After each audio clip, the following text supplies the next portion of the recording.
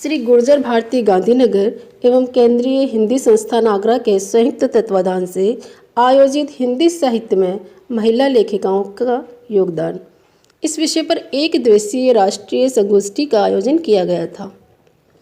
Indian institute of teacher training university में आयोजित इस राष्ट्रीय संगोष्ठी में देश भर से आए विद्वानों ने हिस्सा लिया।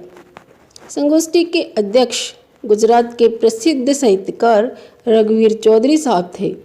इस संगोष्ठी में केंद्रीय हिंदी संस्थान आगरा के उपाध्यक्ष डॉक्टर बीना शर्मा ने अपने वक्तव्य में कहा कि मुझे गुजरात आकर बड़ी खुशी हुई। यहाँ के श्रोता और विद्वान सचमुच प्रशंसा के लायक हैं। मैं भारत भर में इस बात को कहूँगी। अपने प्रासंगिक प्रवचन में उन्होंने कहा कि पुरुष से स्वतंत्र होने में हमारी पूर्णता नहीं है।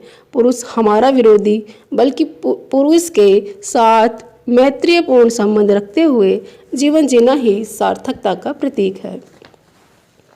बीज वक्तव्य देते हुए प्रसिद्ध हिंदी की कथाकार मनीषा कुलश्रेष्ठ ने कहा कि भारतीय वाङ्मय में स्त्रियों के लेखन में अब परिपक्वता आई है।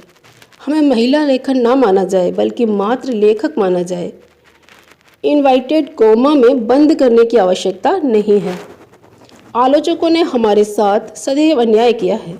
और अनिल जोशी ने अपने वक्तव्य में कहा, भारत के समाज की चिंता और पारिवारिक संस्था का संयुक्त परिवारों का और वैवाहिक संस्था का टूटना है। उद्घाटन सत्र में मेहमानों साप्ताहिक स्वागत एवं परिचय गुर्जर भारती के अध्यक्ष डॉक्टर आलोक गुप्त जी ने प्रदान किया और गुर्जर भारती का परिचय एवं संचालन डॉक्टर ईश्वर सिंह चौहान ने किया।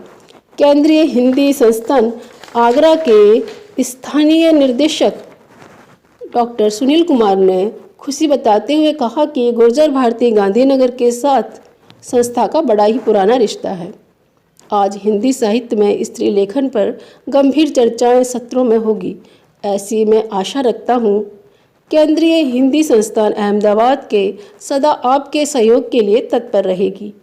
अपने अध्यक्षीय भाषण में डॉक्टर रघुवीर चौधरी जी ने बताया कि वाल्मीकि रामायण को याद करते हुए कहा कि सदैव स्त्री साहित्य के केंद्र में रही है। रामायण सचमुच सीता का काव्य है।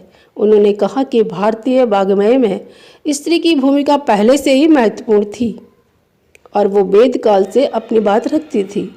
आजकल जो महिलाएं लिख रही हैं उनकी कलम बड़ी सशक्त है।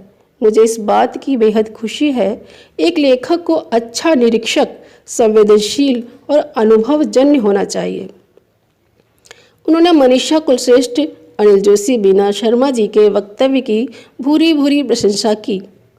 संगोष्ठी के प्रथम सत्र में 20वीं सदी के स्त्री लेखन पर 5 वक्ताओं ने अपने वक्तव्य दिए, जिनमें दिल्ली से आई अलका सिन्हा जी ने अध्यक्षता और प्रमोद तिवारी जी ने बीज वक्तव्य प्रदान किया।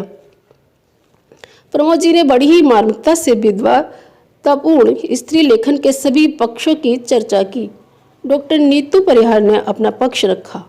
डॉक्टर नीना शर्मा ने कहा कि स्त्री का लेखन आत्मपीड़ा का शब्ददेह है। डॉक्टर नियाज पठान ने मुस्लिम लेखिकाओं के साहित्य की चर्चा की। अन्य वक्ता सुमन शर्मा, सत्र का संचालन डॉक्टर ज्योत्सना गोस्वामी ने किया।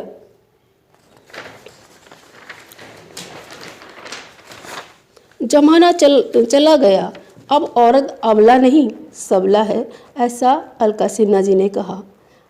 सबला है और उसे एक नए जीवन की समझ आई है। द्वितीय सत्र में डॉक्टर कल्पना गवली ने अध्यक्षता की तथा डॉक्टर अनुपा चौहान ने बीज वक्तव्य दिया। इस सत्र में doctor Jyoti Sharma, doctor Gajendra Meena, doctor प्रीति भट्ट और विचार किए गए। डॉक्टर गजेंद्र मीणा ने आदिवासी महिलाओं के रचनाओं पर प्रकाश डाला। सत्र पर संचालन डॉक्टर राजेंद्र परमार ने किया। द्वितीय सत्र में डॉक्टर बिंदु भट्ट की अध्यक्षता में गुजरात की हिंदी लेखिकाएं सुश्री नीलम कुलश्रेष्ठ और रानू मुखर्जी, प्रभा मजमूदार और डॉक्टर आशा सिकरवार ने अपने रचना कर्म की चर्चा की। प्रसिद्ध कथाकार बिंदु भट्ट ने अपने उपन्यासों को याद किया। कहा कि वह एक बूढ़ी औरत की कहानी है, लेखक के लिए प्रतिभा भी महत्व रखती है। मात्र अनुभव से रचना नहीं बनती। इस सत्र का संचालन करतार सिंह से करवाने किया। डॉक्टर आलोक गुप्त ने केंद्रीय शिक्षा संस्थान आगंतुक श्रोता का आभार माना। साथ ही डॉक्टर बीना शर्मा ने समापन वचन में गुजरात की प्रशंसा की। सामान्यतर सत्रों की अध्यक्षता डॉक्टर धीरूभाई वणकर और गोवर्धन बंजारा जी की, जिसमें विद्यार्थियों ने अपने प्रपत्र पढ़े। गुजरात के लब्ध प्रतिष्ठित साहित्यकार प्रवीण गढ़वी, दलपत चौहान, किशोर जी कायदा, बीरेंद्र नारायण सिंह, राम किशोर मेहता, सुधा चंद्रा आदि उपस्थित रहे।